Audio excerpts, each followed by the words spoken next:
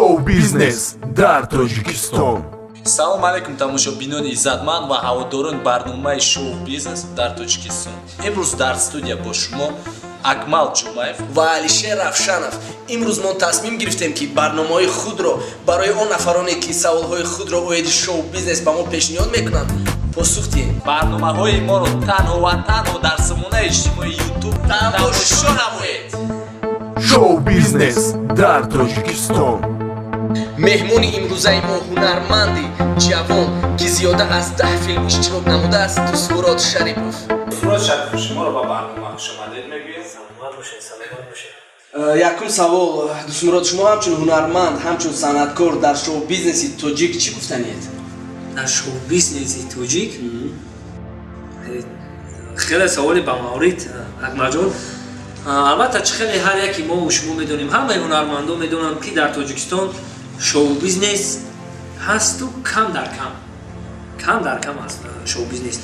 Ака шоу бизнесе ки чӣ тавре ки дар дигар давлатҳо аст, дар чӣ хеле ки ман Ӯзбекистон рафтам, дар Ӯзбекистон шоу бизнесро пурсон шудам, дар Москва будам, Москвадам пурсон шудам. Дар дигар давлатҳои тараққӣ карда шоу бизнес бениҳоят ба дараҷаи олӣ рафта расидааст. Чӣ хеле ки Туркияро бинед, шоу бизнесашон то Тоҷикистон омада расидааст. Ҳамин шоу бизнес аст. Шоу бизнеси мо рости гап бениҳоят чӣ хеле ки гуфтам суст аст. Барои он ки мо санъаткорои тоҷик даставвал чизе маводе ки мо тайёр мекунем ба студия мебарем, студияро мегем ҳамин маҳсулоти моро гирифта барорад, студия отказ мекунад. Барои чӣ? Студио намедонам барои чӣ мегӯянд ки мо мебарорем, пиратҳо аз дасти мо мегиранд, мо фурӯхта наметонем. Ман мисол дар як филму ба саволи оддӣ карда мефаҳмонам, дар як кино 1000 сомро расход кунам, мебарам ва ё мара 500 сомон дода наметавонам. Прости гап. Ақаллан ман пуле ки дар кино сарф мекунам 2 баробар 3 баробар зиёд гирам, ҳама санъата бо пеш бурда метавонам. Дар он вақт ҳози ман санъата пеш бурда барои ҳамин қадр мо санъаткоро пеш бурда натониста истодем ки шоу бизнес нест. Барои ҳамин қадр гуфтам ки пиратҳо мегиранд, ҳамин студия мовқати договор мекунад, барои меге ки ҳамин фурӯхтан баробар аллакай нигоҳ мекунед дар Қурған ё ки дар Хуҷанд аллакай вақт фурӯхта истодам. Ба фикри шумо пешгирии ҳамин корро чӣ бармекунад? Хайра чӣ бояд кард? Даставвал бояд пеши роҳи пиратро гирифтан дар кор. То пиратро нагирад, санъати мо пеш намеравад. Мо ҳунармандое ки мо ҳастем, пеш намеравему, ба ақиб меравем. Барои чӣ ки бо такрор ба такрор мегӯям, пуле ки ман расход мекунам дар як кино мо пулма гирифта наметавонам. Ман бояд ба ҷое ки пулма бигирам, камакак зиндагима пеш бубарам, як фикрронима пеш бубарам, як ба мисли дигар давлатҳо дар ҷустуҷӯ дар фикри кино бошум. Яке ман пулма ки гирифта наметавонам, ақиб меравам. Дуруст мегӯяд Акмал. Агар барои вай киноро пеш бурда, бояд Дусмурод вақти киноша кард мебарад студия бояд харид ва ям бояд фоидаи худша бинад. Барои ки агар вай фоида набинад, Дусмурод киноша намехаранд. Рост мегӯяд.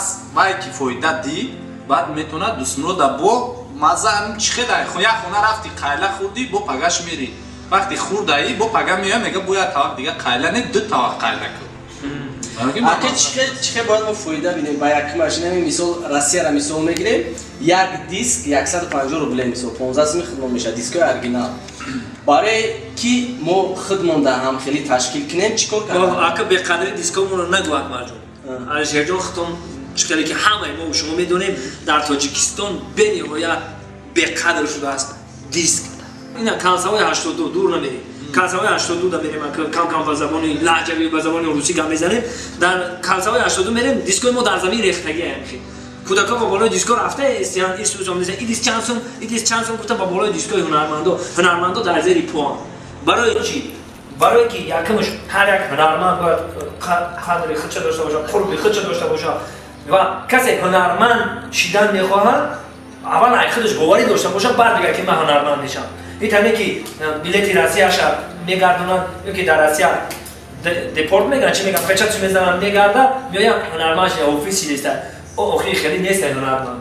ما 5 سال در این دانشگاه خویده از استادا جفیده ما را گرفتن اقراض کردن. این هنرمند شدن آسان نیست یکمش.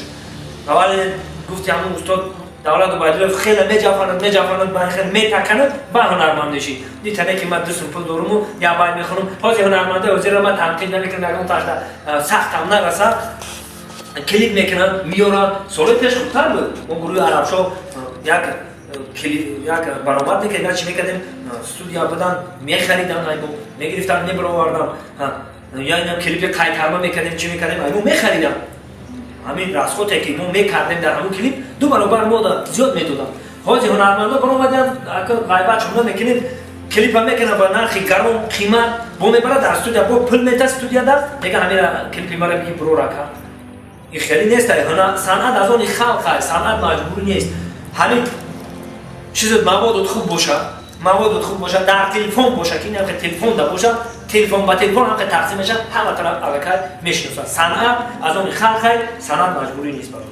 صنعت خلق قبول میکنن خلق بها میتن میتونن نکی بگیرن برای این قمو دلمون میسوزه که برای صنعتکارای توجیه همین سری را فقط هم پیرت هست. سری روی ما پیرت میگیره ما مواد مون فروختن میتونیم. اینا من 3 کینوی تیار دارم. هر یک کینوم دا $1 آمریکایی خدیگه بزنیم $5,000 از خود کردم.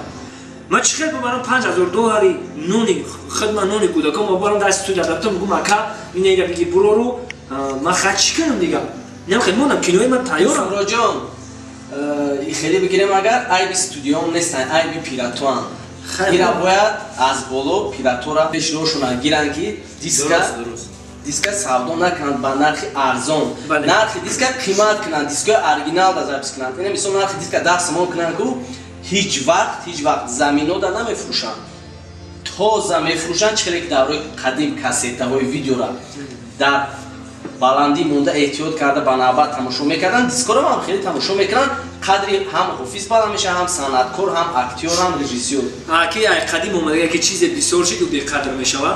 خود در تاجیکستان که هنرمند این زیاد چیدن نیست. این چی میگن؟ همین جوشیده ایستاده است. همین صنعت توجیک کینوی توجیک کلیپ کینوی توجیک جوشیده ایستاده است. ان شاء الله که ایبان اینا جوشی اینها یگام هنرمندی خوب بیافته میشود. یگام حافظای هنرمندای ما به نهایت زیاد هستند. خوب هم هستند. فقط ما دا دستگیری نمیرسد تمام. ما را اقلا همین کینویی که کداییم همون کینو مون خوشرو بخرن خوشرو بفروشن. در این ازبکستان پرسون کردم گفتم که شما چخیل شو بیزنس شما چخیل میگه که دیسک ما 5 سوم باشه 3 سومش ایمای 2 سومش استودیو. اگر این خیلی باشه در تاجیکستان میگفتم میلیاردر بدم. من میلیاردر ممکن که لکسوس خاطی نکسی خاطی نمیگشتم لکسوس خاطی میگشتم. برای که این قدر دیسکو برو وردیم این کینو این قدر در کلیپا بازی کردیم.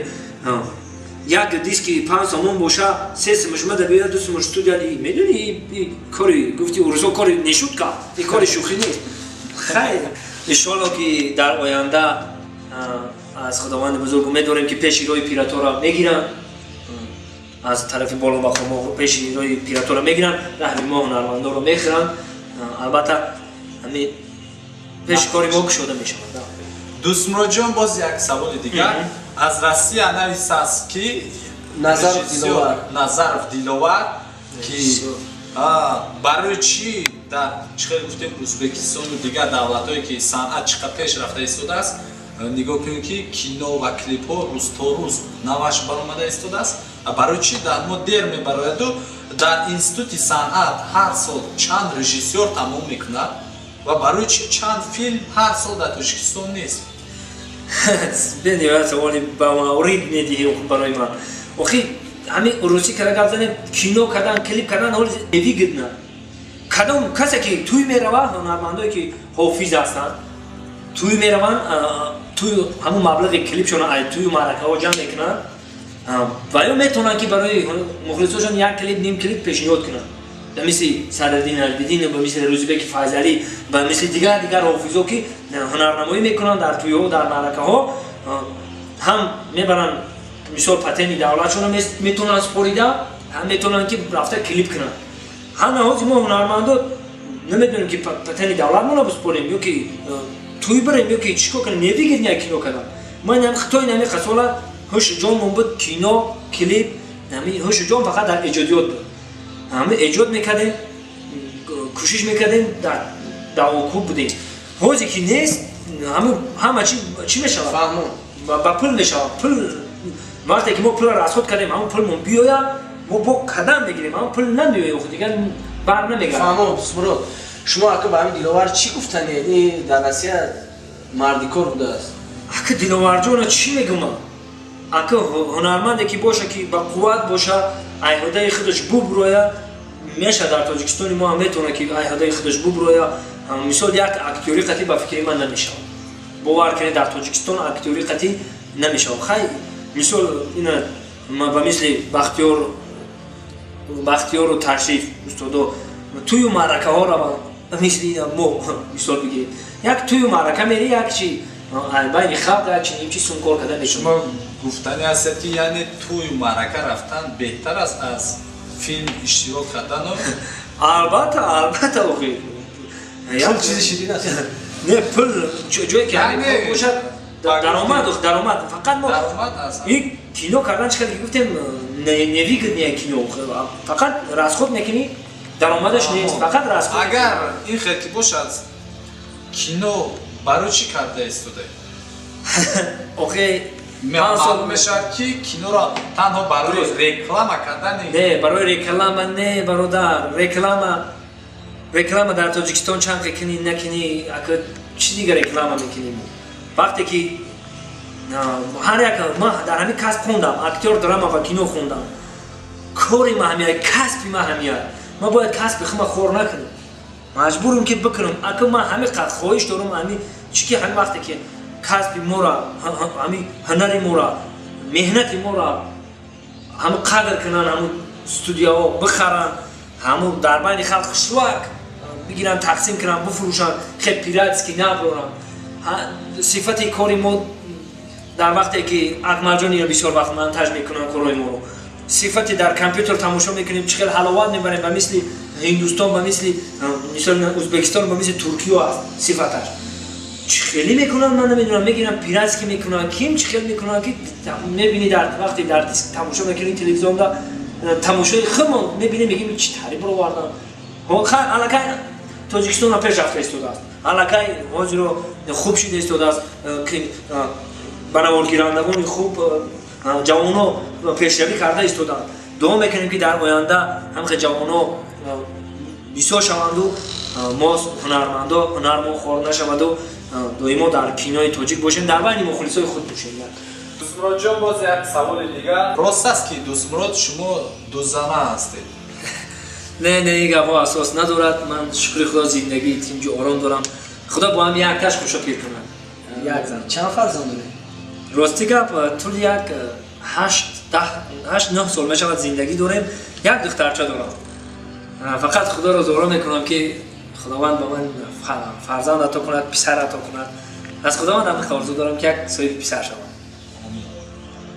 سوال نوبتی دوستمراد جان مخلصای شما در آینده از شما چی رو انتظار باشن البته من هر کاری میکنم برای خلق خود برای ملت خود برای مخلصای خود میکنم جانم رو بگم من فدا میکنم برای وطن خود برای ملت خود در آینده این شتره که با همراه اکمل جمعه یک کینو کردیم یک کینو فیلم گرفتیم گریزه ها البته فکر میکنم که کینوی بهترین است در آینده با کینو فیلم ها بسیار گرفته ایستادیم الکی سه کینوی دیگر در نقشه است الکی یک کینوی دیگر من بنوار رفته ایستاده است آدم کوهی که باید برادرای همدی هم سینفون هم با من هم چیز بگیم که سپانسری کرده ایستادن هم کورسای هم در هم سینفون هم کورسای هم در دیگه هستن مرا جیغ زده فریاد کردن با همراه اکمل جان با نصیب داشت باشد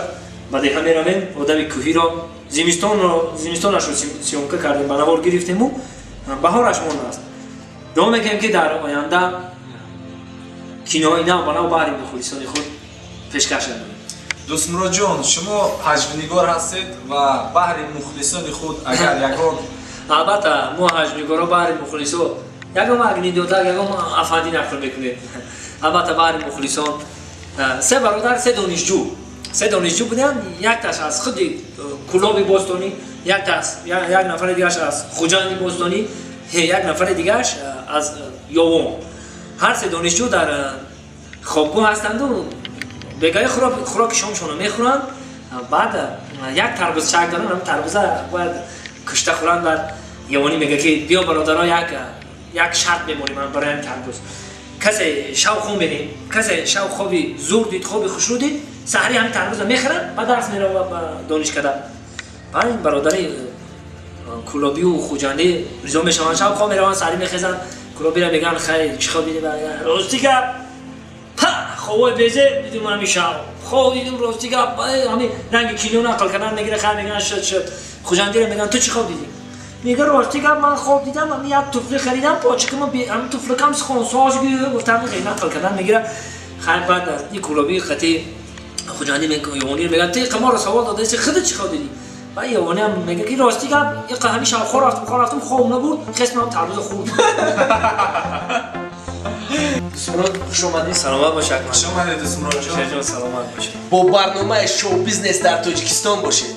تنها و تنها در سامانه یوتیوب تماشا کنید. شو بیزنس در تاجیکستان.